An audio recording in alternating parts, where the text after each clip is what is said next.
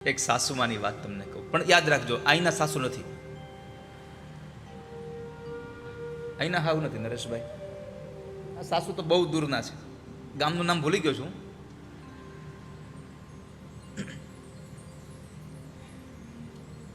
એક શહેરમાંથી દીકરી ભણી ગણેલી, અને એને ઈચ્છા થઈ કે મારે ગામડે સાસરું ગોતવું છે.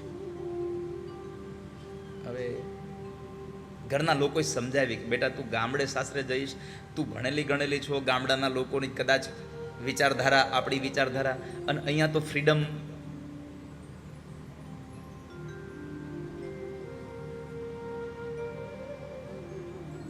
મને તો એ જ નથી સમજાતું, આપણે ફ્રીડમ કહીએ છીએ કોને?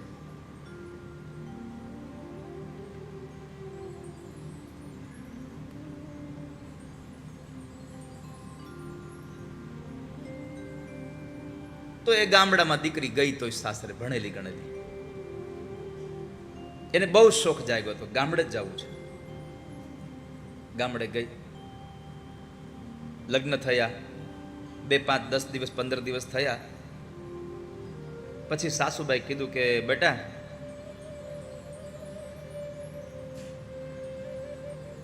આ જરા ગોરસ વલોવી નાખજો. એ તો દીકરી તો એટલું સરસ કામ કરે, પણ 15-17 દિવસ થયા પછી માને જરા કેમ આમ ઉફાણો ચડ્યો કે આ દીકરી ક્યાંય મારે કેવું પડે એવું કંઈ કરતી જ નથી, મારે કેવું છે ને પણ કેવું કેમ?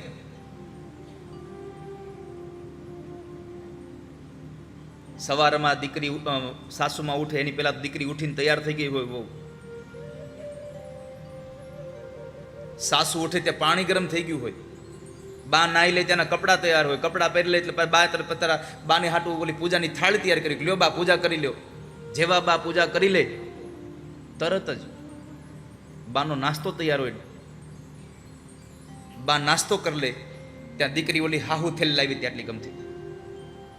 ખબર છે પહેલા આપણે દીકરીઓ, આપણે બહેનો જ્યારે સાસરે જતી ને ત્યારે સાસુ થેલ લઈ જતી, તો એમાં બાનો એક કીપેડ વાળો મોબાઈલ નાખ્યો, બાના ચશ્મા નાખ્યા, થોડાક રૂપિયા નાખ્યા, અને બાના હાથમાં પકડે, લ્યો બા કડીક મંદિરે જઈ આવો, તમારે શાંતિ. અને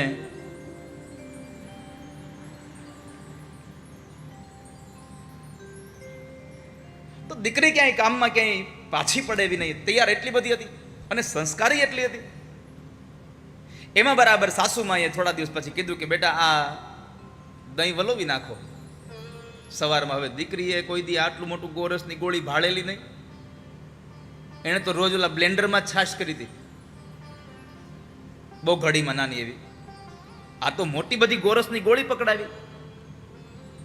હવે આને એવી કઈ ખબર નહીં કે આનું શું કરવાનું છે, એટલે એને તો બધું તોય ફેરવ્યું.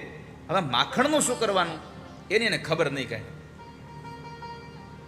એટલે એને એના સાસુને પૂછ્યું કે હે બા આ માખણનું શું કરવું? અને બાને રસ્તો મળી ગયો. એનું કારણ હતું કે બાનો દીકરો અને આ જે વહુ છે એનો ઘરવાળો, એનું નામ હતું માખણલાલ.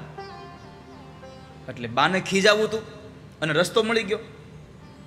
એ છોકરી ભલે શહેરમાંથી આવ્યો, અમારે અહીંયા ઘરવાળાનું નામ ન લેવાનું હોય, મારા દીકરાનું નામ લેતી નહીં, ખબરદાર કોઈ દી નામ લીધું છે તો. હવે છોકરીના મનમાં નહીં આવું કાંઈ, તો સાસુમાએ તો 2 શબ્દ વધારે કીધા, અને સાસુના શબ્દ તમે સમજી શકો છો બધા.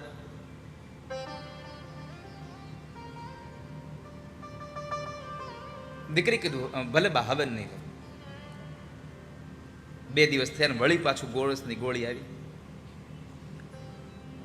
દીકરીએ દહીં વલોવ્યું, માખણ ઉતરે એમ હતું, એટલે બાને પૂછ્યું બા એ બા શું છે?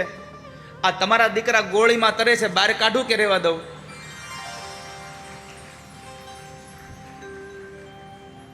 સાસુમાં દીકરીની સામે બોલવાનું બંધ કરી દીધું.